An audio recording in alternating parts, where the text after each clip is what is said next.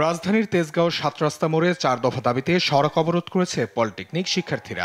এতে যান চলাচল সম্পূর্ণ বন্ধ হয়ে সৃষ্টি হয়েছে তীব্র যানজট। শিক্ষার্থীদের অভিযোগ, আগের ৬ দফা দাবি বাস্তবায়ন না হওয়ায় আবারও আন্দোলনে নামতে বাধ্য হয়েছেন তারা। বিএসসি ইঞ্জিনিয়ারিং শিক্ষার্থীদের অযৌক্তিক ৩ দফা দাবির পক্ষে পরিচালিত সকল কার্যক্রম রাষ্ট্র কর্তৃক অবিলম্বে বন্ধ করতে হবে।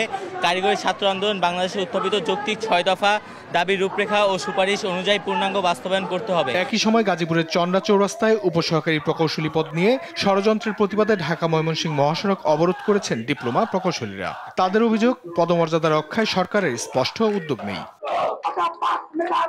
দিনাজপুরেও একই চিত্র। পলিটেকনিক ইনস্টিটিউটের সামনে রেলপথ ও মহাসড়ক অবরোধ করে দাবির পক্ষে আন্দোলন করছে কারিগরি ছাত্র আন্দোলন বাংলাদেশ। এই কর্মসূচিতে যান চলাচল বন্ধ হয়ে ভোগান্তিতে পড়েন যাত্রীরা। যাত্রীদের অভিযোগ, ডিপ্লোমা প্রকৌশলীরা দীর্ঘদিন বৈষম্যের শিকার হলেও তাদের যৌক্তিক দাবি উপেক্ষা করছে প্রশাসন।